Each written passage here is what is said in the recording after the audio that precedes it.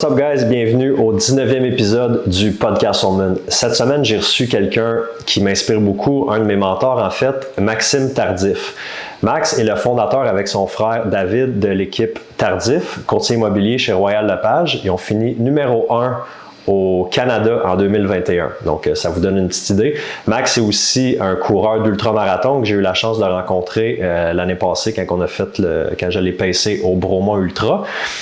Mais c'est surtout la première personne qui m'a invité sur son podcast. Ça fait pratiquement 1 an jour pour jour. Donc, l'année passée, à cette date-ci, j'ai enregistré mon premier podcast comme invité. Puis là, 1 an plus tard, on est là. C'est moi qui ai l'occasion de le recevoir sur mon podcast. Donc, Max est quelqu'un de très sage qui m'inspire beaucoup. Il a une philosophie bien à lui de la vie, de l'immobilier, de l'entrepreneuriat. Puis, je voulais qu'on parle, oui d'immobilier, oui de business, mais aussi d'ultramarathon, puis d'aventure qu'il fait. Bon, il a complété Arikanov là, quasiment 2 semaines. Il a été un des peu nombreux qui a réussi à faire le 125 km. Mais un petit peu plus tôt cette année, il a fait la traversée du Mont-Blanc, donc un 170 km à la marche, le backpack, avec sa blonde Stéphanie et ses 3 enfants. Donc vraiment une aventure qui sort de l'ordinaire, là, que c'est pas tout le monde qui a la chance de vivre. Donc j'étais vraiment curieux d'avoir qu'il vienne nous partager ça, son expérience puis tout ça. Donc ça a vraiment été une conversation super intéressante. Si vous écoutez sur YouTube, c'est pas déjà fait, je vous invite à vous abonner à ma chaîne, à liker, laisser des commentaires. C'est vraiment ça qui fait toute la différence. Je suis sur Spotify, Apple Podcasts aussi. Donc, je vous dis merci d'avance, puis bonne écoute. Salut!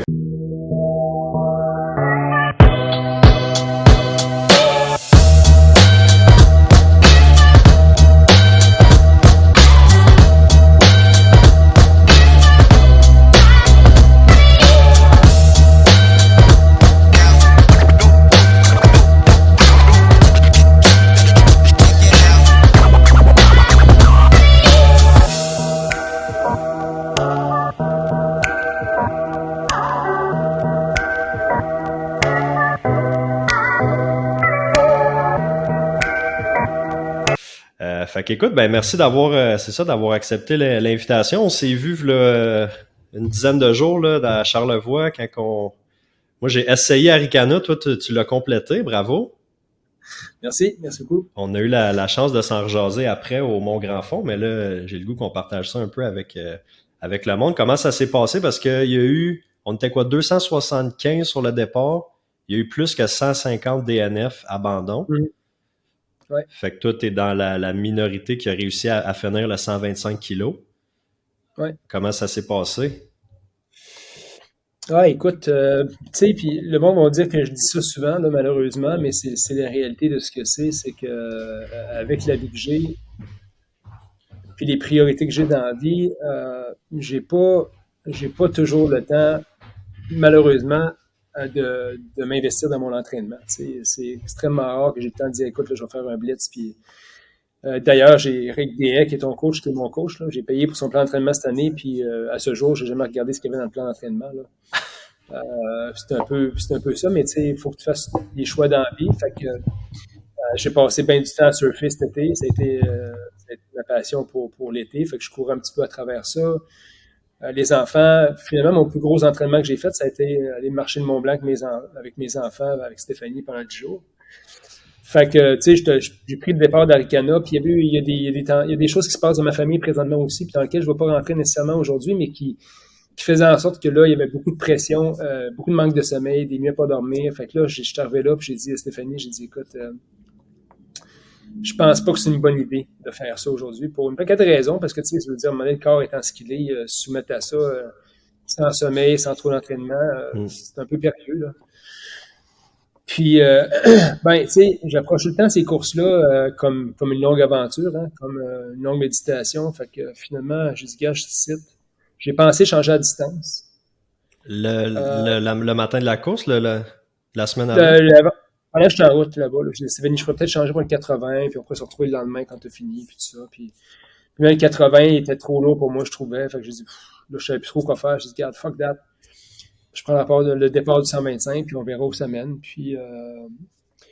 Puis finalement, comme j'explique dans mon post Facebook, ce matin-là, je disais à Stéphanie, j'ai dit, fuck, je peux pas faire ça. Puis j'ai trouvé un petit livre qui traînait dans mon sac de travail, en fait, là, qui est ce livre-là que j'avais donné à mes enfants quand ils étaient petits. Tu sais. Puis je pogne ça le matin de la course, je commence à feuilleter ça, j'avais rien à faire, je regarde ça, ce qui est écrit How là-dedans. to live. Je dis, écoute, je donne des conseils à mes enfants, j'imagine que je peux y suivre aussi. Puis là, il y a une page qui parle justement de l'éléphant. Tu sais, de l'éléphant qui marche très tranquillement puis de manière constante, mais qui arrive à franchir de grandes distances. Puis c'est un peu la réalité de la vie de ce qu'on fait. Hein, tu sais. Un entrepreneur, t'es jamais un sprinter. Tu sais, t'es un gars de longue distance. Fait que je regardais ça, j'ai dit, fuck that. On va prendre le départ, puis on verra ce que ça donne. Tu sais. Fait que pris l'autobus, la navette pour aller au départ, puis quand je sors de l'autobus, je suis fatigué, tu sais, pas d'énergie. Fait que j'aime me coucher dans le gravel sur le bord de. T'as vu le départ, il y avait des canaux, là, tu sais, sur le bord À comme midi, vagues, là, 1 heure avant le départ. Ouais, fait que j'aime me coucher, j'ai dormi là peut-être une demi-heure, là, je voyais du monde passer. Puis finalement, quand j'ai vu qu'il restait 5 minutes, je me suis levé, puis j'étais allé au départ. Le monde devait se dire, ouais, je pense pas qu'il va finir, lui. Lui, il se rendrait pas loin du gars-là, tu sais. Finalement, j'ai dit, quand je me suis rendu là au départ, j'ai dit, regarde, je te cite là. Fait que donne ce que tu as à donner, tu sais. Fait que je suis parti bien loin en arrière, là, je suis l'année dernière en arrière, puis je croisais plein de monde que je connaissais, fait que je parlais à tout le monde, puis là, je me suis rendu compte que tôt dans la course, là, le monde était vraiment trashé, là, le monde était magané, je sais pas ce qui se passait, puis je forçais pas, je dépassais plein de monde. Ah ouais, là, tu m'as dépassé dans la première montée, puis moi, je rushais, là, tout avait l'air bien, là, t'avais l'air... Mais ça a été ma course, Stéphane. J'ai pas forcé de la course. Je disais, je parlais avec mon frère hier. Hier à 8 h, on était dans le fleuve à faire du surf. On parlait ensemble. J'ai dit, c'est une course que j'ai pas forcée tout le long. J'étais vraiment focus sur un pas à la fois. On finit cette course-là. L'important, c'est de pas pousser trop fort. C'est de manger tout ce que je peux manger. Parce que moi, tant que je mange sur une course, je peux toffer. Fait que, dans le Morios, c'était exceptionnel. T'as-tu fait tes Morios, toi? T'es-tu rendu là? J'ai arrêté juste en bas. Je faisais plus le cut-off, puis ça se passait pas, fait que je me suis pas lancé.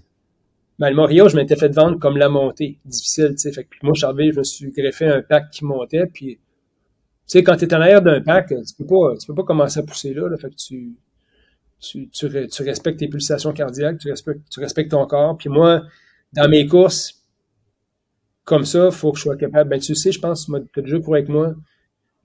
Faut que le rythme soit très confortable. Fait que moi, je suis jamais essoufflé, j'ai jamais d'acide lactique dans les jambes, puis j'avance, tu sais. Fait que moi, quand je montais Morio, je disais, ah, ben, tout le monde m'a dit que c'était l'enfer. C'est pas l'enfer, cette montée-là, là, tu sais, c'est bien correct. Parce que tu l'as fait à un rythme qui était soutenable, tu sais. Ouais. Fait que j'ai descendu, j'ai rejoint ma blonde en descendant. Ce qui était étonnant pour moi aussi, parce que Stéphanie est en forme, là, tu sais. Fait que moi, puis elle est parce partie que j'avais des premiers, là, mais... Ouais. Mais Stéphanie, tu sais, on a des bonnes et des moins bonnes journées. Stéphanie était peut-être un peu moins bonne cette journée-là. Puis, fait qu'on on a continué ensemble un petit bout de temps jusqu'à la prochaine station où toi, t'as arrêté, je pense. À Marmotte, ouais. Marmotte, là, j'ai mangé. Tu sais, j'ai mangé des ramen, j'ai mangé plein d'affaires parce que, comme je disais tantôt, tant que je mange. Ouais. Puis il faisait beau, tu sais. Écoute, j'avais mis mes gilets à manche-longue en sortant de la Marmotte, puis finalement, je me suis mis en bédaine pour une bonne partie de la section après parce qu'il faisait trop chaud. Quand t'es rendu là, au début de la nuit, tu sais, à ce moment-là. Ben oui, j'ai vu Elliot Cardin, il a passé la nuit en camisole. Là, Ah oui, c'était comme ça. Tu sais, fait que, tu mangeais-tu entre les ravitaux ou seulement des ravitaux? Entre les ravitaux, je mangeais pas grand-chose. Je mangeais genre, si je ramassais, j'avais une barre de chocolat que je mangeais, une barre Mars, des affaires comme ça. J'ai pas mangé beaucoup entre les ravitaux. OK. Moi, en toute transparence, la seule affaire qui me donne mal au cœur, c'est le Spark, là. Je veux pas faire de mauvaise publicité, là, mais j'étais pas capable. J'ai mal au cœur avec ça. Fait que, moi, on a parlé, là, les boissons de carbs puis d'électrolytes, là. Moi, j'aime les affaires. Tiens-toi au Gatorade. Ouais, j'essaie de faire simple, Gatorade, puis des affaires comme ça. Fait que ça m'a donné mal au cœur dans le début de la nuit. Puis j'ai rattrapé du monde avec qui. Moi, c'est mon fun dans ces courses, c'est de rencontrer du monde. Tu rencontres du monde que tu connais pas, puis tu dis écoute, on va courir ensemble. Puis ce monde-là me connaissait ma blonde parce que tu sais, Stéphanie est connue, fait que par la bande, moi je suis chum à Stéphanie. Ouais. Tout le monde me connaît aussi. Fait qu'on a fait une belle nuit ensemble où c'était vraiment là. Personne ne parlait, mais on avançait. T'sais. Puis j'ai tiré le groupe pendant un bon bout de temps, puis c'était des longues montées dans la boîte, dans les roches, je m'endormais. C'est-tu c'est quelque chose qui te stresse de courir la nuit toute seule? Parce que moi, c'est quelque chose que j'appréhendais. Là. Je me suis pas rendu à la nuit, mais je me suis dit, j'espère que je vais trouver un pack justement pour passer la nuit. Ça tente pas à personne de courir tout seul la nuit. Là. Écoute, moi, j'ai vu un moment donné, je me souviens quand on montait une section, là.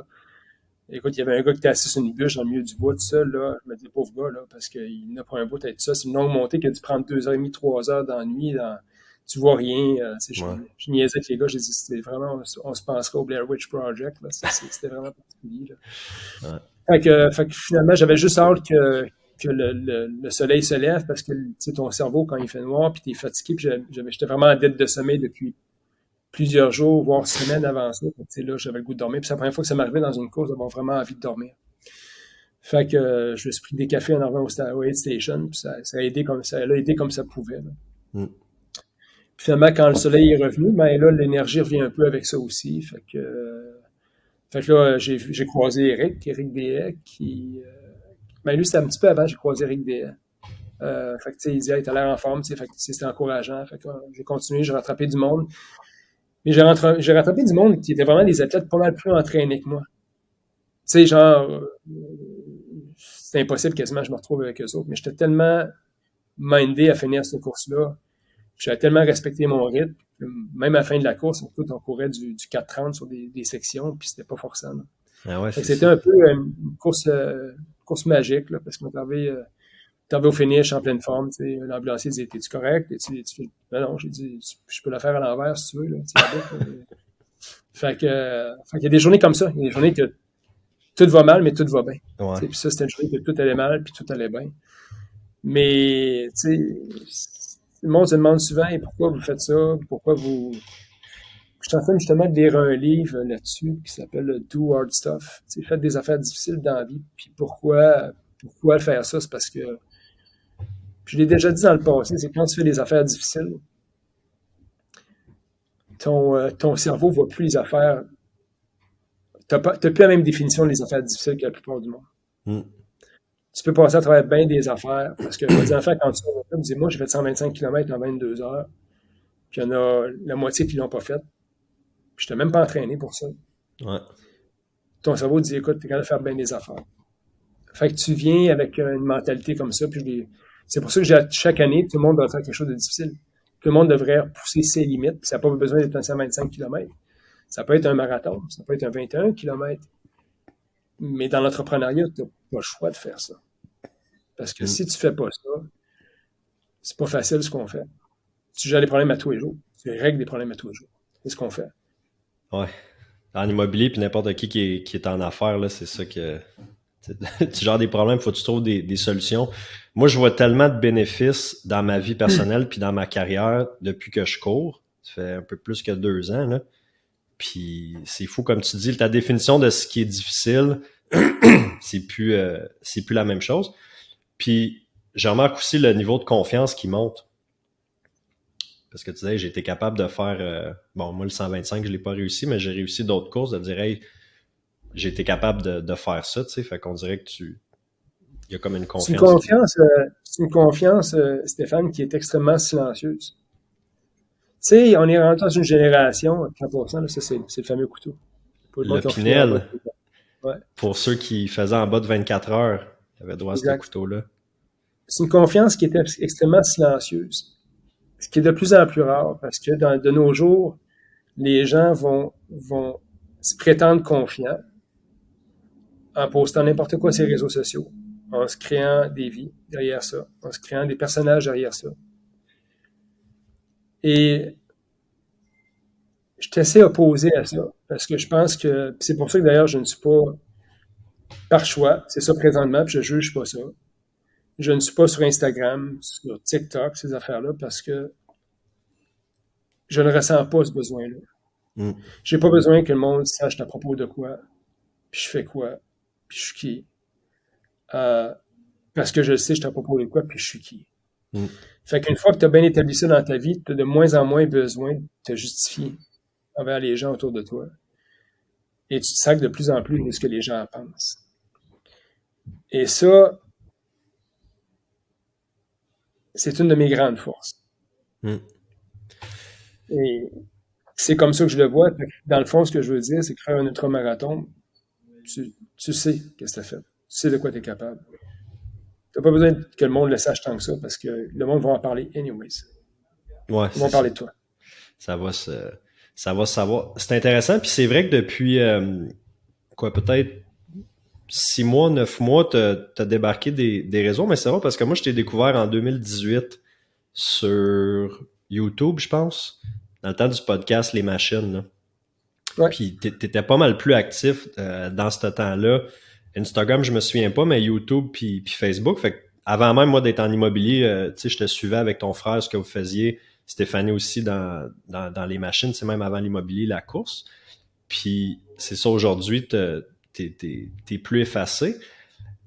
T'as-tu, parce que tu sais, en 2022, tout le monde qui est en affaires, tu sais, en immobilier, on se fait dire partout, il faut se mettre de l'avant, il faut être sur les réseaux, c'est ça qui marche, c'est le marketing numérique, blablabla. Toi, clairement, c'est pas quelque chose qui affecte ta business parce que je le mentionne comme ça, en 2021, l'équipe Tardif a été numéro 1 chez Royal Lepage, l'équipe numéro 1 au Canada. Fait que pas juste au Québec, là, au Canada. Fait que clairement, votre modèle d'affaires fonctionne très bien. Euh, comment justement tu dis, ben là, je suis pas ces réseaux, comment tu vis ça? Ben, premièrement, tu vas voir sur les réseaux, il faut que tu aies quelque chose à dire. Mm. Puis pour moi, un courtier qui met une propriété vendue, qui met une, qui met des vendus, qui met cette semaine, j'ai 3 offres d'achat acceptées. Je dis pas que c'est pas correct. Je dis que moi, j'appelle ça du bruit dans la vie. Tu fais du bruit. Mais tu sais, c'est bien correct si c'est les gens qui sont pas d'accord en passant, là. Tu sais, quand un policier va arrêter 3 criminels dans sa journée, il ne mettra pas sur les réseaux sociaux. C'est sa job. Mm. Quand un médecin va sauver 3 vies dans sa journée, il ne mettra pas sur les réseaux sociaux. C'est sa job dans la vie. Mm. Quand un ambulancier va sauver quelqu'un, il ne mettra pas sur les réseaux sociaux. C'est sa job dans la vie, faire ça. Nous, notre job, c'est une partie de nous. Une partie de nous, c'est de faire ce qu'on fait. Mm. Je vais prôner, raconter des histoires inspirantes sur tes clients, sur ce qui s'est passé. Parfait. Mais ça, c'est moi en passant. Mm. Fait que, tu sais, les réseaux sociaux, malheureusement, de mauvaise presse et courtiers immobiliers pour des raisons bien précises. Si tu mets que tu es payé à la traite d'acheter un nouveau Range Rover, c'est indécent. Mm. C'est pas respectueux pour les gens autour de toi parce que la plupart des gens n'auront pas les moyens de s'acheter un Range Rover. Fait que je suis un peu une bébête là-dedans, mais je vois les choses comme ça, tu sais. Puis malheureusement, c'est ce qu'on a mis de l'avant. Les gens, j'imagine, qui ont besoin de faire ça pour avoir du succès. Mais, tu sais, ils l'ont upside down, là. C'est pas même ça marche, la vie. Mm. Tu sais, fake it till you make it. Il faut que tu ailles avoir du succès pour en avoir. Ben, Ouais, puis moi, écoute, j'ai signé une propriété. J'ai rencontré un haut placé du gouvernement récemment pour vendre sa maison. Puis je débarque chez eux, habillé, une grosse maison sur un bord de lac. Puis j'arrive chez lui, habillé en jeans puis en veston, mais tu sais, je veux dire, rien de prétentieux. Puis j'ai mon Honda pilote qui est payé, qui a 150 000 km comme char, qui a le pare-brise brisé depuis à peu près 2 ans, là. Puis il m'a regardé, il dit, tu sais, Maxime, il dit, je suis content de voir un gars comme toi arriver chez nous. Puis c'est le genre de courtier que je veux engager. C'est pas pour tout le monde en passant. Mm. Il y a du monde qui a besoin d'avoir un complet, 3 pièces, son courtier avec la cravate, là, puis les souliers chaînés, puis c'est ce qu'il recherche, mais c'est parfait, il y en a pour tous les goûts, là. Exactement. Il m'a dit, Maxime, j'ai besoin de savoir qu'on ait des bonnes conversations ensemble. Puis la conversation avec ce client-là a été, Benoît, son nom c'est Benoît, il dit, écoute, Maxime, je pense que ma maison vaut 1,5 million. Je dis, Benoît, je pense que ça vaut plus 1 million. T'sais, mais on s'entend pas, fait que voici ce qu'on va faire pour arriver à un compromis. On est arrivé à un compromis, on l'a affiché, puis on l'a vendu, on l'a affiché 1 million, on l'a vendu 1,150 million en surenchère, quelque chose comme ça. T'sais. OK. Puis il dit, Maxime, sais-tu quoi, ce qui est cool avec toi, c'est qu'on peut avoir des vraies conversations. On peut se chatter. Une fois que c'est fait, on décide si on travaille ou si on travaille pas ensemble. Mm. Fait que la grande boucle pour te dire que les réseaux sociaux, j'ai pas un besoin. Ça me tente pas nécessairement de poster. Ça me tente pas que le monde sache tout sur ma vie. Je vais donner des brides de ce qui se passe parce que je me dis que ça peut inspirer du monde qui vivent des affaires. Puis moi, à chaque fois que je me pose, il y a quelqu'un qui m'écrit en privé. Maxime, j'avais besoin de ça aujourd'hui. Mm. Je pose pas souvent, là. Fait que c'est ça. Puis là-dessus, c'est quoi? Ça reste. Tu sais, là, quand ils disent, là, quand cette personne-là parle, les gens vont l'écouter. Ben, c'est un peu ça, les réseaux sociaux. Si quelqu'un parle à tous les jours, là, on finit par arrêter d'écouter, ils sont tannés. Ouais. Ouais, c'est un challenge d'être tout le temps relevant puis d'apporter une valeur, mais toi, c'est quelque chose que, ben, tu sais, c'est pas pour rien, j'ai commencé à te suivre le 4 ans, puis je t'avais écrit une couple de reprises, puis c'est vrai que tu as une façon, tu dis, j'étais une bébête un peu dans tout ça, je pense que tu as une façon de penser qui est un petit peu différente de la majorité des courtiers, puis c'est bon.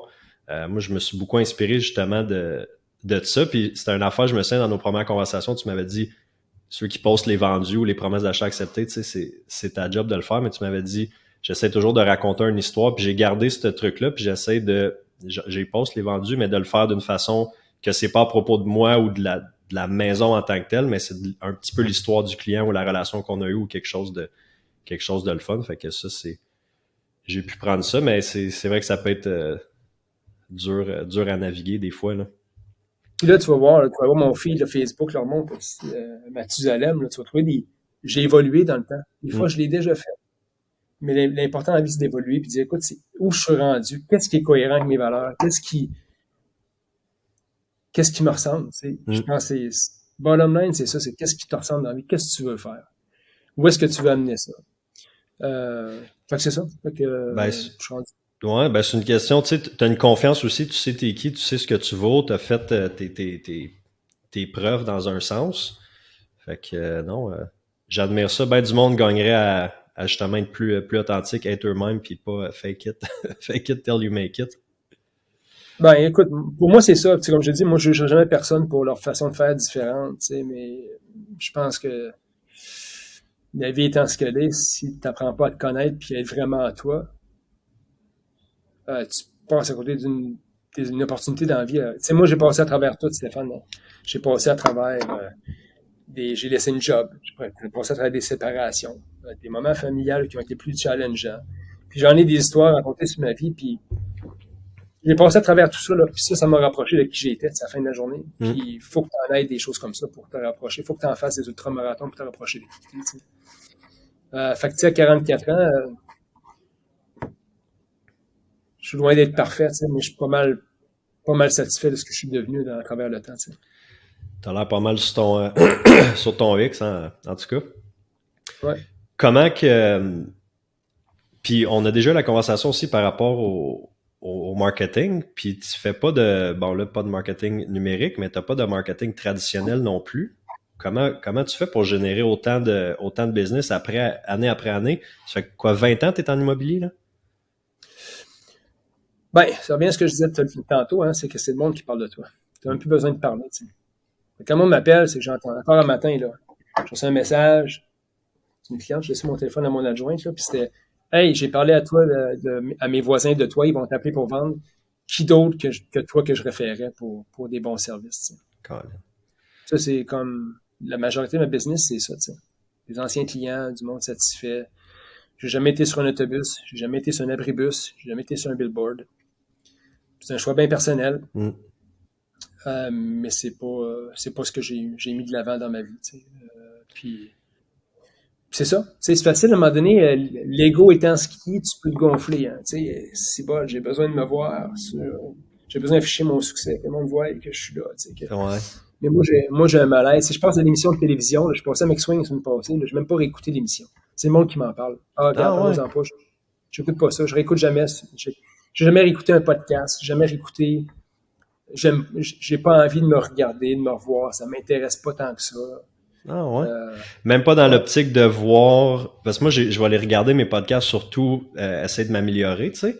Je les regarde une fois, là, je les écoute pas quand je cours, mais. J'ai réécouté un podcast que j'ai enregistré. Moi, c'est une conversation qui existe dans le temps, qui est là. OK. Puis, elle est éphémère, tu sais. Elle vit en dedans de moi, mais j'envoie la main de mes ouvriers. Ah, t'es au bureau, là? Ouais. Fait que ça réside là. J'ai pas besoin. J'ai pas envie. J'ai pas envie d'écouter ça. Ça m'apportera rien de neuf, je pense. Comment tu dis, excuse? Ça m'apportera rien de neuf. J'ai déjà les conversations. Ouais, ben là, tu sais ce que t'as dit. T'as-tu eu des moments dans ta carrière où est-ce que justement t'as tu voulais peut-être plus te voir ou te mettre de l'avant, ou l'ego était peut-être un petit peu plus gonflé? Tu sais, dans les débuts, quand ça commence à rouler. Je pense dans les premières années, quand tu es plus jeune, c'est normal. Tu sais, tu connais pas totalement, tu sais pas trop, tu dois tu t'habiller en complet ou pas. Tu sais, puis c'est drôle parce que ce que j'ai beaucoup fait au cours des années, il y a beaucoup d'état induit sur mon équipe. Tu sais, j'ai regardé les jeunes qui rentraient dans mon équipe qui étaient tout le temps habillés en complet. Puis d'un coup, ils sont plus comme ça. Ouais. Ils sont plus comme moi, tu sais. Fait que j'ai sûrement passé à travers une phase que je me souviens pas beaucoup, tu sais. Mais c'est sûr qu'on passe tout par là, ça fait partie de l'identité de ce qu'on est. Puis, mais c'est quelque chose qui, tu sais, moi, je suis un minimaliste dans la vie, là. Tu sais, je rentrais au centre d'achat en fin de semaine avec mes enfants, là, pour aller acheter un costume de gymnastique à ma fille au Décathlon. Je rentre dans le centre Montréal-Trosse. Puis je me dis, je peux pas même pas croire. Parce que quand on était jeunes, nos parents, ce qu'ils faisaient le dimanche, c'est qu'il n'y avait rien à faire, on va aller au centre d'achat. Ça, c'était l'activité. Fait que c'est normal, tu allais faire un tour là-bas, puis je sais pas trop ce qu'on faisait, on magasinait ou pas, là. Mais moi, j'haïs ces endroits-là, j'haïs magasiner, j'haïs dépenser pour rien, j'haïs créer des besoins dans la vie, tu sais. Fait que moi, je suis Ouais, rentré t'as en fin l'air de d'un semaine. gars assez économe avec son argent. Tu préfères l'investir. Ben, c'est même pas économe, c'est genre, tu sais, je veux dire, je n'ai pas besoin dans la vie, j'ai pas besoin, tu sais, Stéphane, là, le monde a besoin de se remplir avec de la consommation puis d'acheter des affaires. C'est ça, là, on est rendu là dans Mm. la vie. Faut que tu consommes, puis quand tu ouvres ton paquet Amazon, là, tu te sens tellement bien jusqu'au prochain paquet Amazon ou jusqu'à la prochaine boîte de linge. Je suis complètement Teflon à ça, ça m'intéresse pas. J'ai pas. C'est quoi? Je souhaite ça à mes enfants plus tard. Mm. Parce que c'est une grande force de ne pas avoir besoin de rien. Je vais magasiner du linge une fois par année, là, puis ça prend 10 minutes. Je rentre, là, donne-moi ça, ça, ça. Juste pour dire que j'ai un minimum d'allure quand je vois les clients, là. Mais j'ai pas ce désir-là, cette envie-là, cet intérêt-là. Ça a toujours été comme ça. Ça n'a pas toujours été comme ça, mais j'ai jamais eu de grand désir non plus de, tu sais, d'aller consommer. Parce que je vais dire une affaire, je sais c'est quoi gagner de l'argent dans la vie. Ça, c'est l'autre affaire, tu sais. Moi, j'avais à Montréal comme policier, tu gagnais 25 000 par année. Puis à 25 Aïe, 000, aïe, hein. comme on dit, tu n'allais pas chier loin, là. Ouais. Fait que t'appelais ta mère, dis, écoute, maman, là, j'ai plus d'argent pour l'épicerie cette semaine, tu m'envoyer 20 pièces. C'était ça notre réalité à mon frère et moi, là. C'est l'immobilier qui m'a sorti de ça. Mais je m'en souviens assez que je me suis dit, plus jamais je vais me retrouver dans une situation financière difficile où il faut que je paye mes dettes d'études, mon char, ma carte de crédit, où je peux pas rien faire, pour différentes raisons. Fait que j'ai dit plus jamais. Fait que moi, les choix à partir de ce moment-là, ça a été des choix que j'ai faits pour le long terme. Mm. J'ai toujours dit le jour où j'aurais des enfants, je serais stable financièrement. Ben, c'était grâce à l'immobilier. Mm. Parce que j'ai fait des économies forcées. Puis moi, j'ai acheté l'immobilier, là, ceux qui pensent que j'ai acheté l'immobilier parce que tout d'un coup, mon père m'a donné de l'argent, là. Mon père nous a passé, moi et mon frère, moi, je me souviens plus si c'est 5 000 ou 10 000 chaque, là, à l'époque, là. Pour le Vous avez premier, 2 ans pour le premier Ouais, investissement. ouais. Puis mon père, c'est pas nécessairement quelqu'un qui avait beaucoup d'argent non plus, mais il en avait un petit peu de côté. Puis c'était 2 ans pour moi. Puis ça a été repayé en dedans d'un an. T'sais, ça a été, regarde, voici mon argent, voici ce que je te dois, t'es remboursé. J'ai payé mes dettes d'études avec mes premiers frites. J'ai payé. Fait que moi, j'ai tout le temps, me suis tout le temps assuré d'être. Mon père disait souvent, quand t'as pas de dette, t'es riche. Ben, c'était la base de ce que je voulais faire au départ. Ouais. Je pense que c'est une mentalité, ça, qui est plus. Tu sais, qui est peut-être une autre génération avant que justement de tout. Tu sais, pas avoir d'hypothèque, le char payé, pas avoir de dette. Maintenant, il y a une autre mentalité qui est plus, tu sais, de toujours réhypothéquer, puis c'est avec Je vais avec dire l'argent l'affaire, des là, autres en empruntant que tu fais de l'argent. faire une parenthèse, tu sais, tout le monde qui ont pris leur cours d'investissement immobilier, d'ailleurs, on en voit là, des formateurs disparaître tranquillement, là, Ouais. qui disent, écoute, là, vas-y, optimise-moi ça, puis va refinancer. Il y a une couple qui ont pogné le Waterloo, le cet ancien avec le taux d'intérêt, qui n'ont pas prévu que ça augmentait comme ça, puis le refinancement de cet ancien, là. Attache là-dessus avec de la broche, là, parce que Ouais. c'est pas ce que tu pensais que ça va être. Mais Ouais, ça, j'ai toujours dit, moi, dans la vie, il faut que tu investisses de manière responsable. J'ai jamais refinancé aucun de mes immeubles. Aucun. Ah ouais. J'ai tout le temps mis minimalement 20% de mise de fonds et plus. Fait que moi, j'ai dit, là, le jour que la COVID a pogné puis que le monde pensait arrêter de payer leur loyer, là, quand j'ai appelé ma gestionnaire, j'ai dit, écoute, Combien il faut qu'il y en ait qui ne payent plus le loyer pour qu'on commence à injecter de l'argent? Inquiète-toi pas. C'est ça, la réalité. Puis Parce moi, ça a que été mon modèle de faire, c'est ça, parce que là, je vois tout le monde, là, de cet ancêtre, là, la tête leur spin, là. Ou leur finance, comment je vais faire? Ils sont tirés à gauche puis à droite. Prêteur privé là-dessus, deuxième hypothèque. hmm. Pas une vie, ça, là. Ah non, c'est ça, quand ça commence à mal aller, là, le stress augmente. Tout, OK, fait que c'est sûr qu'il y en a une coupe, doit en avoir une coupe qui sont payées. Tu as quoi, une centaine de portes à peu près dans ton parc? Une trentaine d'immeubles avec mon frère. Puis j'en ai un petit peu, j'en ai moi-même avec mon frère, avec ma blonde. Moi, ça a été mon modèle d'investissement, ça a toujours été ça. Puis il y en a qui sont payés. Hmm. Il y en a que j'ai pas beaucoup d'hypothèques. La plupart, j'ai pas beaucoup d'hypothèques dessus, sincèrement. Parce que moi, c'est un véhicule de placement aussi. Ouais. Puis mon immobilier était ça. L'immobilier, le courtage était un prétexte pour aller sécuriser le futur de mon futur et celui de ma famille. Puis tu sais, j'ai des employés à temps plein. J'ai deux employés à temps plein qui font juste la gestion d'immeubles. Ah, ben Si je c'est voulais, ça, là, moi, je te j'arrêtais. demandais, c'est sûr que tu gères pas ça toute seule, là, parce que tu es assez occupé déjà juste avec, avec le courtage. Je connais pas mes locataires. Je connais pas mes locataires. Non. Non. Tout Puis dans de le toute même façon, secteur à Montréal ou tu es un peu partout à travers un la peu ville? partout. Verdun, Hochelaga, Petite Patrie, un petit peu partout. Ouais. OK. Puis tu continues à acheter. Là. Je sais que tu as fait un bel achat, là, justement, il y a une couple de mois, un nouveau bureau avec une quin- Ben, en fait, j'ai acheté, le nouveau bureau est en train de se rénover. J'ai acheté aussi une quincaillerie. Parce que ça venait dans la suite logique des choses. J'ai de l'immobilier, puis j'ai une opportunité d'acheter une quincaillerie. Fait que là, je suis en train de finaliser ça aussi. Des projets de rénovation qui roulent. Fait que j'ai beaucoup d'affaires. Moi, je me licence entrepreneur général aussi. Fait que, tu sais, des projets, j'aime ça en faire. Mais je m'en occupe pas. J'ai un gestionnaire de chantier, Jean, qui est mon gars de confiance, qui fait la gestion de ça aussi. Fait que, tu sais, je suis très, très, très chanceux parce que je suis très, très, très bien entouré, tu sais, avec des Hmm. gens de confiance autour de moi qui veulent mon succès, tu sais. Puis qui veulent qu'ils comprennent ma réalité, qu'ils me connaissent, qu'ils savent ce que je vis dans le day-to-day, les Hmm. défis qu'on a tous les jours. Fait que, tu sais, je suis drôlement chanceux dans la vie. Ben, je pense que tu as le moins la capacité de bien t'entourer, mais tu as surtout un côté entrepreneur qui est très développé. Puis, tu sais, c'est pas tous les courtiers, évidemment. Il y en a qui vont être, tu sais, travailleurs autonomes qui ont de la misère à déléguer. Toi, clairement, t'as pas ce problème-là. Tu es capable de déléguer puis de t'entourer. Ça a-tu toujours été comme ça? Ça a-tu été long dans ta carrière avant que tu commences l'équipe ou tu as été en solo pendant un petit bout? Ben, j'ai jamais été en solo, hein. J'ai toujours été avec mon frère. Mais ça, c'est le défi de tous les courtiers. Ils vont tout le monde se Ouais, reconnaître ok, jour là-dedans. 1, c'était équipe tardive quand même. Vous étiez. Ok. Ouais. T'as une équipe tardif à deux, c'était ça. La réalité, c'est que tout le monde s'imagine que tu vas signer un contrat Stephen Castleman, puis il faut que ce soit Stephen Castleman qui soit là parce que le client veut faire affaire avec Stephen Castleman. Puis ça, c'est l'affaire la plus dure que les courtiers doivent se libérer. C'est pas vrai, c'est qu'ils veulent avoir la meilleure personne possible pour faire la job, puis c'est pas toi. Parce que toi, tu es occupé à faire autre chose, ben c'est quelqu'un d'autre dans l'équipe, ils vont l'accepter. Mm. Puis au début, tu t'imagines que c'est le même, pour te rendre compte que, ben non, c'est pas logique, tu sais. Fait que quand tu montes une équipe, ben, tu t'assures d'avoir les meilleurs membres autour de toi. Puis moi, quand ils disent, hey, écoute, Judith, Isabelle, c'est mes adjointes qui ont fait une super job, j'ai pas besoin d'être le centre d'attention, moi, ou la personne qui a les remerciements. Mm. Tu sais, je suis content d'avoir amené ça à cette place-là, mais je pense que tout le monde doit leur juste reconnaissance dans une équipe. Puis finalement, c'est la meilleure affaire que j'ai faite, c'était de déléguer. Tu sais. Puis oui, tout le monde se défile au départ, à partir du moment où tu commences à le faire, tu libères du temps, tu gagnes du temps. Tu reprends le contrôle de ton temps dans la vie. Tu sais.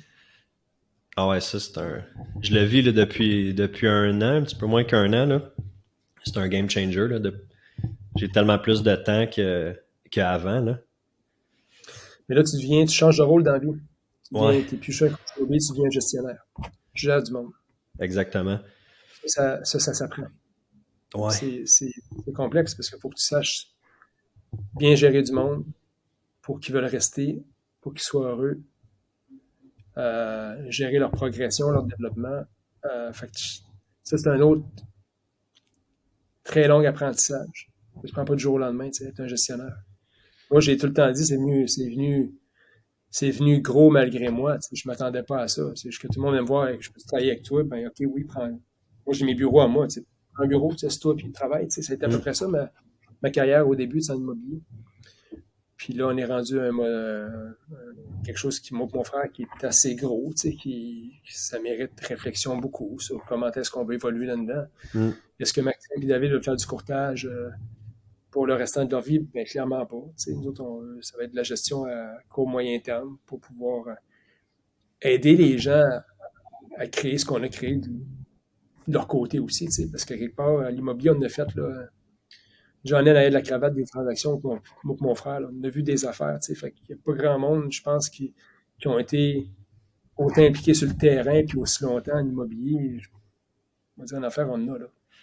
Ouais, c'est ça, parce que là, gros nombre de transactions. En faites-vous encore autant, t'en fais-tu encore autant toi-même ou t'es plus dans le macro puis t'es plus vraiment sur le terrain? Parce que tu disais que t'étais allé faire justement un éval, là, v'là pas long, un bord de l'eau. T'es-tu encore à tous les jours sur le terrain? Ma job consiste principalement à gérer puis aller faire des rendez-vous d'inscription. Une fois que le rendez-vous d'inscription est fait, là, c'est mon équipe qui prend le relais pour offrir le support aux clients. Moi, je suis toujours là pour négocier des offres, pour offrir un soutien. Fait que moi, les soirs, je travaille plus vraiment. Les fins de semaine, je travaille plus vraiment. Fait que j'ai la chance d'être rendu là un peu. Mais je pensais jamais arriver là un jour, mais je suis un peu rendu là présentement. Puis quand je travaille la fin de semaine, c'est parce que j'ai envie ou j'ai besoin de faire quelque chose. Mais sinon, les entrepreneurs, on s'est tout dit dans la vie, on tout le temps être occupé jusqu'à temps que tu te rends compte que finalement, c'est le fun quand tu n'as rien à faire. T'sais. Fait que, ouais, c'est le fun de pouvoir profiter, mais là, t'as une famille aussi, 3 enfants, une blonde aussi, puis c'est ça, tu veux en profiter. Justement, un sujet, je voulais qu'on... J'ai mes enfants en garde partagée, hein, puis fait que non seulement je les ai pas à 100% du temps, je les ai à 50% du temps. Fait que, tu sais, ce 50%-là, il devient drôlement plus important. Ouais. Là, fait que, c'est dur de décrocher, hein. Des fois, tu rentres à la maison, puis là, oups, tu penses encore à tes affaires. Ça aussi, c'est le plus gros apprentissage des entrepreneurs, apprendre à faire la coupure, tu sais. Es-tu capable de mettre ton cell puis ton ordi de côté quand tu rentres dans la maison puis vraiment faire cette coupure-là maintenant? C'est encore un défi. Ouais. Ouais, c'est encore un défi. C'est pas seulement. Mais tu sais, en même temps, mon cell, tu sais, comme j'ai pas de réseaux sociaux sur mon cell, fait que tu sais, j'ai pas tendance à scroller et faire ces affaires-là. Je regarde de quoi, c'est mes courriels. C'est ça, les appels textes clients, mais j'imagine qu'ils savent que le soir, tu répondras pas, tu vas répondre. En fin de semaine qui m'appelait samedi et dimanche soir pour des affaires, tu sais, on va se dire pas urgentes, là. Puis c'est lundi matin, je dis bon, ben écoute, je te rappelle, tu comprendras que la fin de semaine, j'essaie de traiter ce qui est très urgent, puis de laisser le pas urgent pour le début de la semaine, donc je suis rendu à t'appeler. Ah, je comprends ça, Maxime. T'sais. Fait que le monde va respecter ça. Fait que quand tu mets tes limites aux clients, ben, il faut que tu sois disponible quand il y a un besoin, mais quand c'est rendu pour des questions quasiment cléricales sur quelque chose qui n'est pas urgent, ben, tu peux te donner le droit de ne pas répondre. T'sais, quand quelqu'un appelle sur ton téléphone, ça arrive que je ne réponds pas. Avant, je répondais tout le temps. Là, je vois que c'est pas urgent, je ne répondrai pas. Ah, ça devient overwhelming. Puis je pense que les gens vont respecter ça aussi. Si tu te respectes toi puis ton temps de famille, ton horaire, ben les gens vont respecter ça aussi. Mais c'est un challenge pour beaucoup, je pense, dans notre domaine. Ben n'importe qui est en affaires, là. Ben moi, je dis à mes clients, hein, fais-moi pas le samedi, hein, c'est sûr que je réponds pas, c'est ma journée familiale, puis tout le monde respecte ça, et je comprends. Tu leur dis quand... Dimanche, ouais. Ben, quand je les rencontre. Quand tu signes le contrat de courtage, ouais. Et je vous dis tout de suite, le samedi, c'est ma journée familiale, fait que je suis pas disponible. T'sais. Mais mon équipe est disponible pour vous aider. Puis s'il y a des urgences, je vous appelle en fin de journée. Fait que les gens le savent. Ouais, bravo d'être capable de faire ça. Puis c'est ça justement une affaire que je voulais qu'on parle parce que t'as les valeurs familiales qui sont très claires, très définies. Puis là, cet été, vous avez fait un méchant beau trip, méchante belle aventure. Les 5, vous êtes partis en Europe faire la traversée du Mont Blanc. C'est quoi? C'est 170 km qui est le trajet de l'UTMB, dans le fond, mais vous l'avez fait à la marche? Ouais. Fait que méchant. Ben ça, c'était une suite logique l'an passé. En fait, pendant la pandémie, moi, j'ai toujours eu le goût d'aventure pour mes enfants. Puis l'année passée, j'ai demandé à Caroline Côté, qui est une athlète qui fait des expéditions Écoute, Caroline, si tu avais des enfants, que tu ferais comme aventure, ben, elle dit, va regarder la traversée de Charlevoix. Puis moi, je suis pas un gars de plein air, je suis pas un gars nécessairement un gars de backpack, tu sais, mais je disais, hey, ça me tente, l'appel de la nature, tu sais, comme le film Into the Wild. Tu t'en vas avec tes enfants, puis fait que je disais, Stéphanie, fait qu'on est allé, on dit, ben oui, on s'est inscrit. Puis là, on est parti faire ça. Mes enfants, ce ne sont pas des sportifs naturels. C'est pas des enfants qui sont attirés vers le sport. Je les ai toujours incités à être actifs parce que c'est important. Mais tu sais, comme Dean Karnazes disait, il dit même, j'essaierais de dire à ma fille, va courir, tu sais, va avoir une saine habitude de vie, essayer de bouger, faire quelque chose, mais c'est dur. Les enfants ont leur bagage, puis ils viennent avec ce qu'ils viennent, puis ça leur tente pas, ça leur tente pas. Mais dans un contexte d'aventure comme ça leur tentait, parce que là, t'es dans le bois, t'es dans la nature, puis il y a un but à ça. T'sais.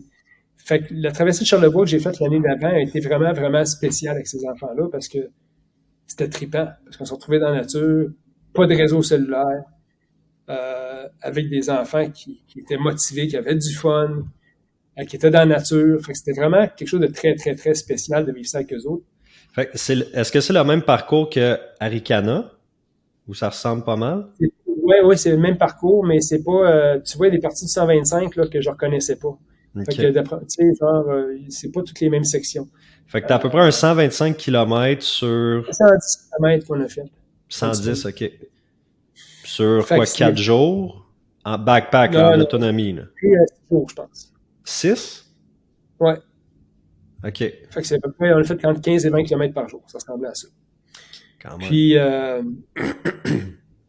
nous, on a pris la formule, puis c'est une formule qui existe, qui est une formule de luxe. Fait que les enfants, on faisait transporter leur bagage de refuge en refuge, puis la nourriture. Parce qu'on voulait qu'ils soient relativement confortables aussi dans tout ça pour eux. Mais ça a été tout un trip. Ça, c'était vraiment, vraiment, vraiment le fun. Puis, tu sais, je le recommande à tout le monde, des trips comme ça avec les enfants. Là, c'était... Fait qu'on a dit à Stéphanie, hey, qu'est-ce qu'on fait l'an prochain? T'sais, parce qu'on était dans la même lignée, on fait quoi de plus gros? T'sais? Puis on a regardé ça un petit peu, puis ce qui était le plus facile à faire, logistiquement, c'est le Mont Blanc. Fait qu'on a, moi et Stéphanie, on a regardé ça, on a booké nos refuges, parce qu'il y a un site qui est bien fait, tu peux booker tous tes refuges. Puis ça te donne ton itinéraire sur 10-11 jours. Fait que on a booké ça, pris les billets d'avion, puis on dit écoute, vienne que pourra, mais tu sais, il faut comprendre une chose, c'est que le dénivelé de Charlevoix était peut-être 3000, ça c'était 10 000. C'était une autre ouais, c'est ça, c'est pas la même. Puis nous autres, on n'est pas habitués à ça nécessairement au Québec. Fait que là, quand on est arrivé là, c'est le même réflexe que quand on a commencé à traverser Charlevoix, on part avec les enfants, et là, ça monte. On dit, où c'est que j'ai amené mes enfants? Parce que en tant que parent, tu as toujours la préoccupation que tes enfants soient en sécurité. Tu dis, s'il faut que quelque chose arrive parce que j'ai été téméraire ou que j'ai pas été prudent, fait que je suis doublement prudent avec mes enfants quand je fais ça. Puis là, tu as l'altitude aussi là-bas? Ouais, mais ça, on n'a pas trop été affecté par ça. Mais ça, t'es doublement prudent parce que tu dis, s'il faut qu'il arrive de quoi à mes enfants. Tu sais, je ferais tout seul, puis je partirais sur un nowhere. Avec les enfants, tu es comme super prudent quand tu pars avec les autres par rapport à ça. Fait que, tu sais, c'était de la grosse montée. C'était du solide, là. Puis ils ont quel âge, les enfants? 12, 8 et 10. 12, 8 et 10, OK. Fait que... Il fallait avoir 8, il fallait avoir 10, là. Puis il fallait avoir 13, en fait. Ouais. Puis comment... Bon, là, c'était la deuxième année que vous faisiez une aventure comme ça, mais comment tu les prépares physiquement s'ils sont pas déjà dans le sport? Y a-tu des petits entraînements qui se font? Mais surtout mentalement, comment tu les prépares à ça? C'est vrai que c'est beaucoup de volets à Stéphanie, ça. OK. Stéphanie, je le dis tout le temps, est un peu comme un enfant. Fait que ce qu'elle partage avec eux autres, ce qu'elle discute avec eux avant ces départs-là, les enfants savent déjà que ça va être difficile, ça va être long.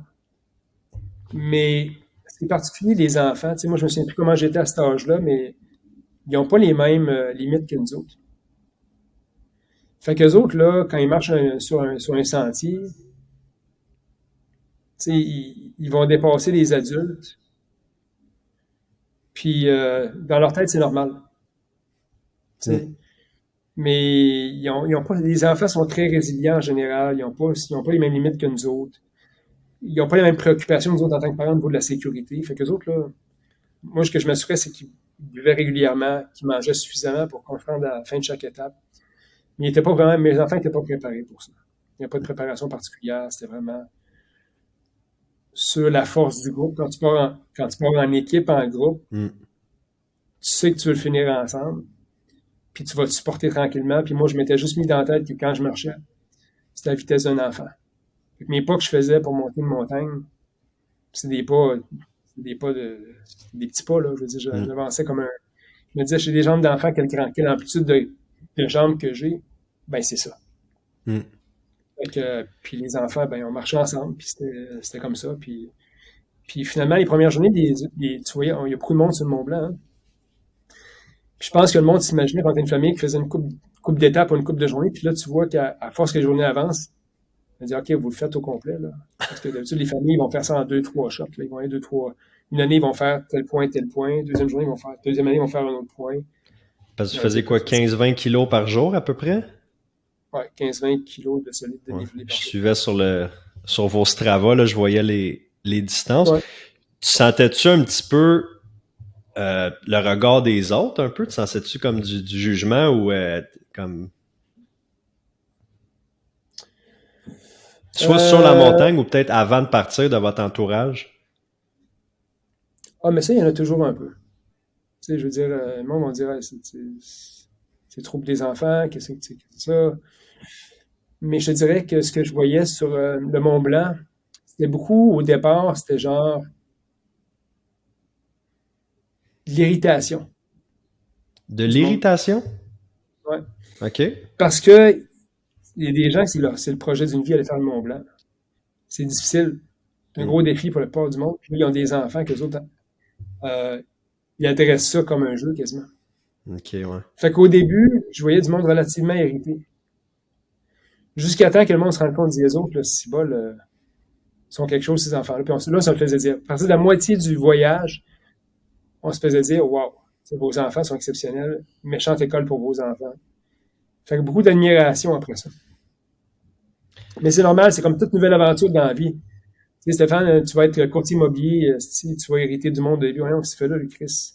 Les Mm. gars, c'est un ancien ici, puis un ancien ça. Là, oups, il y a du succès là-dedans, le respect s'installe. Ça met à faire dans ces affaires-là. Au début, tu vas hériter un peu de monde. Non, Mm. Chris, c'est pas une affaire d'enfant. Moi, je suis un adulte, j'ai 50 ans. Puis je vais me taper ça comme le plus gros défi de ma vie, puis ces enfants-là vont monter ça comme rien. Fait qu'il il relativise ces défis-là, ces enfants-là. Tu penses, est-ce qu'il y avait la conscience de à quel point c'est gros de faire ça? Est-ce qu'ils réalisaient C'est pas l'ampleur ou ils prenaient ça au jour le jour puis sans trop se poser de questions? au jour le jour. C'est pas les discussions qu'on a avec eux. Genre, hey, écoute, ce que tu fais là, c'est comme débile mental. Non, c'est T'es le comme, seul dans ta on est classe vraiment qui fiers va de avoir vous. fait ça puis tu vas... Ouais, non, non, non, c'est vraiment les fiers de vous, puis c'est pas genre, on va te vanter de ça, tu sais, Ils on est ont-tu vraiment, ils ont-tu des difficultés, des journées que c'était plus difficile ouais, physiquement ou mentalement? il y a des journées, ben, c'est des petits moments, c'est pas des grandes journées. Dans un petit moment, là, je suis fatigué, tu sais, mais c'est vraiment, ça dure pas longtemps, tu sais. Puis il y a une journée où, vers la fin, il annonçait de la pluie une journée, puis vraiment, on a eu du beau temps tout le long. Puis une journée, ça va bien, puis les enfants disaient, hey, on est motivés, on continue, puis on fait un deuxième segment, fait que ça les a amenés à 30 km dans la journée, qui était beaucoup, tu sais. Puis comme je dis, moi, je suis vraiment préoccupé par la sécurité. Puis je disais à Stéphanie, j'ai dit, qu'est-ce que t'en penses, tu sais, qu'il continue, tu sais. Fait que là, je me sais qu'eux autres rendus au premier refuge, j'étais peut-être 11 heures déjà, tu sais, fait que c'était tôt. Comment vous sentez? C'est quelqu'un qui se sent pas bien, tu sais, au niveau de l'hydratation, est correct? Êtes-vous sûr que vous voulez faire ça, continuer, tu sais? Puis on part. Et là, il commence à faire chaud tout le temps dans la vallée, il commence tout le temps à faire chaud dans ces heures-là, puis je suis très in tune avec mes enfants. Je sais quand ils vont pas. Je sais Mm. quand ils vont, tu sais. Puis là, je voyais ma petite qui parle jamais beaucoup, qui dira jamais que ça va pas, tu sais. Puis je la voyais un petit peu traîner du pied. Puis à un moment donné, je l'assis. Puis je dis, écoute, j'ai dit, Lucas, ça va pas, hein? Elle a dit, genre, j'ai mal à la tête, papa. Fait que j'ai dit, écoute, j'ai dit, ta journée va s'arrêter ici, on va retourner ensemble, tu sais, au refuge. On faisait peut-être 2 kilomètres quand on était partis, tu sais. Fait qu'il y avait de la peine parce qu'elle a dit, tu sais, papa, je vais pas faire le tour du Mont Blanc, tu sais. Puis j'ai dit, tu sais, Lucas, j'ai dit, tu vas l'avoir fait, tu sais, c'est juste qu'on a besoin de se respecter là-dedans, puis moi, la sécurité est plus importante que l'achèvement de ça. Mm. Fait que les deux autres sont partis avec Stéphanie faire le reste du segment, puis je suis revenu avec Lucas à l'hôtel. Puis c'est ça. Fait que, tu sais, il y a ce bout-là, mais c'est un bout où est-ce que, tu sais, quand tu vois tes enfants comme ça, puis tu veux comprendre leurs difficultés, puis les mettre en sécurité, Mm. ben, en tant que parent, tu te dis, écoute, c'est ça qui est important, tu sais. Ben oui. Les enfants soient sécurisés puis heureux, là. Ben non, c'est ça exactement. Puis là, parce que là, le groupe s'est séparé à ce moment-là, vous vous êtes rejoints, est-ce que vous les avez rejoints comme le lendemain matin? C'est marqué, là, parce que Stéphanie s'est retrouvée, on était à la limite de la Suisse puis de la France. Stéphanie se retrouve à la fin du segment en France. Il faut qu'elle retourne, elle traverse la frontière pour venir. Tout le monde dit, écoute, tu ne peux pas traverser la frontière pour venir. Fait que Stéphanie fait du pouce. Quelqu'un va te ramasser. Fait que là, quelqu'un il a dit, ben écoute, t'as pas le choix. Soit que tu prends un taxi, puis ils vont te charger un prix de fou, ou bien tu fais du pouce. Fait qu'elle fait du pouce avec les deux enfants, et est revenue. On fait du pouce à l'hôtel, puis ça a été ça. Ça a été ça l'aventure, tu sais. Puis le matin, j'ai dit à ma plus jeune, j'ai dit, écoute, le lendemain matin, j'ai dit, regarde, c'est Lucas. J'ai dit, papa va prendre ton chapeau d'expédition. Je vais aller faire le segment que tu n'as pas fait à la course. Donc, tu vas l'avoir fait. T'sais. Puis là, Stéphanie et les autres sont partis le lendemain matin vers la prochaine étape en taxi, où est-ce qu'ils avaient arrêté. Mm. Puis là, ben, je vais continuer le segment à la course dans la montagne, puis j'ai rejoint vers la dernière section qui était vers Chamonix. Là. Avec son chapeau. Ouais. Ah, c'est très cute, c'est cool ça. Ouais. En tout cas, j'avais pas des vacances de même, moi, quand j'étais jeune. On allait camper 3-4 jours, puis j'avais hâte en maudit de retourner à la maison. Je me faisais piquer par les mouches puis les bébites. Bon, j'avais pas ça moi non plus. Hein. Mon père était entrepreneur, fait les vacances, j'ai jamais connu ça non plus. C'est pour ça que j'ai ce désir-là d'offrir des moments, des souvenirs à mes enfants. Là, c'est vraiment important pour moi. Et voilà. Ouais, c'est ça. Ben ça, écoute, ça va être gravé dans leur mémoire pour toujours. Là. Pas mal plus beau pas mal plus cool qu'un paquet Amazon que tu reçois puis que tu déballes, puis le buzz il dure une couple de secondes. Puis... Ben non seulement ça, c'est le fun de faire d'autres choses. C'est comme voilà à Disney avec les enfants au jour de l'an, puis c'est le fun de faire autre chose, mais tu sais, les vacances, c'est fait pour apprendre à te connaître aussi, explorer, tu sais, puis voir des nouvelles affaires. Ils vont pouvoir dire qu'ils ont vu la France, l'Italie, Suisse sur un parcours de montagne, tu sais. Ben oui. Ils ont-tu démontré l'intérêt de faire d'autres aventures comme ça? Ça, je pense que ça vient avec les années. Je pense qu'à un moment donné, ils vont se réveiller à 16, 17, 18 ans, ils vont dire hey, ça c'était vraiment cool ce qu'on a fait. J'ai le goût d'aller explorer ça encore. Fait que, puis tu veux que tes enfants soient des explorateurs dans la vie, tu veux qu'ils aient le goût de découvrir le monde, tu sais. Fait que ce que ça va donner plus tard, on ne le sait pas. C'est un héritage que tu laisses à tes enfants qui un jour va donner quelque chose ou donner rien du tout, tu sais. Mais l'important, c'est qu'en tant que parent, c'est que tu sens que tu as fait la bonne chose et que tu les amènes à la bonne place. T'sais. Ah ben écoute, c'est vraiment cool qu'ils puissent vivre ça. Puis vous êtes vous pouvez leur offrir ça aussi. Toi, si t'as pas eu la chance d'avoir des vacances comme ça. Tes parents étaient en affaires aussi? Mon père avait un commerce de détail, il vendait de la peinture principalement. Puis ça n'a jamais été facile pour mon père. J'ai eu des défis, différentes choses sont arrivées dans sa vie. Puis est-ce qu'il était pleinement heureux dans ce qu'il fait? Je pose la question aujourd'hui, c'est sûrement non. Il aurait sûrement fait autre chose. Mais je veux pas avoir ces regrets-là, moi, tu sais, dans la vie de dire ouais, j'ai peut-être fait autre chose. Puis fait que mon père, j'ai eu de très bons parents, très dévoués malgré tous les défis familiales qu'on a eus. À la fin de la journée, ce qui reste, c'est des bons souvenirs de jouer avec mes parents, puis c'est ça. Ah ben c'est cool. Justement, ouais, t'en as beaucoup t'as beaucoup en tout cas depuis que je te connais, tout le temps des projets, des affaires que tu veux faire. T'es un peu partout. C'est quoi les prochains projets qui s'en viennent pour toi? Tu dis est-ce que tu veux faire du courtage toute ta vie? Non. C'est quoi la suite pour un Max Entrepreneur? C'est quoi la suite? Tu sais, j'ai pas d'idée de grandeur, tu sais, parce que je vais dire comme on dit, il y a tout le temps quelqu'un qui va faire. Tu sais, la course au succès, là, t'en gagneras jamais. Hein. Tu sais, il va tout avoir quelqu'un qui va avoir plus de succès que toi. Fait que c'est pas tant ça que j'ai envie de faire. Ce que j'aurais vraiment envie de faire, c'est avoir un impact dans la vie des gens.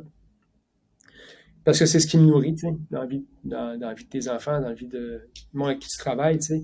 Le monde vient de me voir au bureau dit Maxime, je suis très reconnaissant pour ce que tu as fait pour moi parce que je serais pas là dans la vie si c'était pas de toi.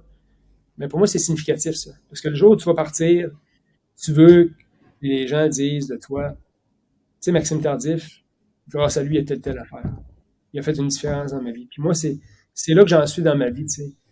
Il y a beaucoup de choses qui m'intéressent. Je suis en train de possiblement prendre ma formation en relation d'aide. OK. C'est une formation de 3 ans parce que j'aime ça, aider le monde. Possiblement du coaching, c'est possiblement ce qui s'en vient pour mon frère et moi.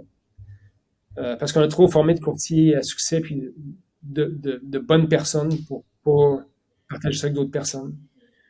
Fait qu'on est dans cette formule-là présentement à évaluer ça, mais je pense que ça va être peut-être vers quelque chose comme ça qu'on s'en va. Ouais. Relation d'aide, c'est intéressant. Ça, c'est un autre domaine. Ben, tu sais, l'immobilier, ça reste que t'aides tes clients aussi à atteindre leur objectif en immobilier, mais relation d'aide au niveau de plus les gens qui ont des problèmes de santé mentale ou l'itinérance ou dans... Relation d'aide, écoute, là, Stéphane, le monde a de la misère de ce temps-ci. Tout le monde tient de la broche, on va se le dire. Tout le monde tient de la broche de ce temps-ci. Tout le monde a besoin de se confier à quelqu'un, tout le monde a besoin de parler. Puis les ressources sont pas tout à fait là. Puis j'ai dit, écoute, j'ai été policier pendant 12 ans. J'ai fait ça, la relation d'aide de la police. Je l'ai fait en immobilier. Puis ça m'interpelle. Ça me tente de faire ça avec du monde. Ça me tente d'écouter du monde. Ça me tente de les aider. Parce que tout le monde a besoin d'aide. À un moment ou un autre de sa vie. T'sais. Fait que c'est ça qui m'intéresse à travers ça. Fait que ça m'interpelle beaucoup présentement. Ah, je te comprends. Moi, tu dis que le monde tient par un fil. Là, depuis 2 ans, là, on en a parlé quand tu m'as invité à ton podcast aussi de mon passé de consommation puis tout ça. Là. Écoute, à toutes les semaines, j'ai des appels, des messages textes, des DM, peu importe de monde, soit qui sont pris dans des problèmes eux-mêmes de consommation ou dans leur entourage, ou à la limite des problèmes de santé mentale, dépression, anxiété. Puis je me disais, le monde souffre, puis nous autres ici à Gatineau, il y a pas beaucoup de centres. Là. Les ressources sont vraiment très, très, très limitées. Puis c'est sûr que ça me parle beaucoup ce que tu dis. Là, j'aspire à ça plus tard dans ma vie, d'être capable de redonner d'une certaine façon à la communauté par rapport à ça, mais... Je te dis, quand je dis que tout le monde tient de la broche, Stéphane, j'en vois du monde là, de ce temps-ci, là, puis c'est à peu près ça. Là, la grande majorité du monde ne vont pas très bien. T'sais. La vie est rendue compliquée. Fait que si tu peux les aider d'une manière ou d'une autre en leur donnant une idée, une trajectoire, un peu d'écoute, un peu de compassion, je pense que ça fait une différence dans la vie du monde. T'sais. Je pense qu'on est rendu là en tant que... C'est pour ça que je te dis, c'est la limite des réseaux sociaux. Parce que le monde sont pas habitués à se parler. Ouais. Ils ne savent plus comment se parler. C'est vrai. Fait que je pense qu'il y a un besoin criant que le monde, écoute, cherche de l'aide pour tes enfants. Cherche un thérapeute, un psychologue ces temps-ci. Là. Bonne chance, il n'y en a pas nulle part. 2 ans d'attente, puis... Pas normal. Non, c'est ça. Il faut absolument qu'il y ait une crise qui arrive dans la vie de quelqu'un pour qu'elle ait accès à un minimum d'aide, mais c'est une aide d'urgence. Ouais, c'est ça. Puis après ça... Puis dans notre profession, c'est